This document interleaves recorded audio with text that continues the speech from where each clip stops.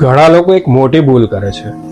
પતિ જ્યારે પત્નીને રીલ મોકલે છે ને ત્યારે ઘણી વખત પત્ની એ વિચારતી હોય છે બસ આમ જ મોકલી હશે, પણ હકીકતમાં ઘણી રીલ્સ પાછળ માણસની એવી વાત છુપાયેલી હોય છે જે એ સીધી રીતે નથી કહી શકતો.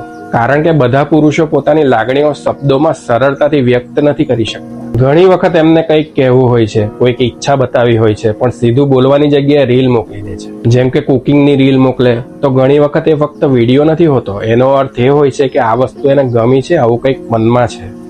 પણ ઘણી વખત એ રીલ ખોલાતી પણ નથી, ઇગ્નોર થઈ જાય છે અને બસ એક નાની લાગણી ત્યાં જ અટકી જાય છે.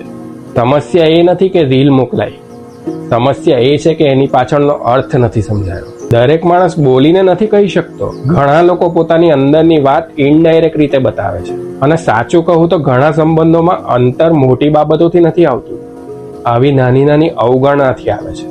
એટલે હવે પછી કોઈ તમને વારંવાર કંઈક મોકલે તો ફક્ત જોઈને આગળ ના વધતા. એકવાર વિચારજો, કદાચ કોઈ વાત શબ્દ વગર કહી રહી હશે.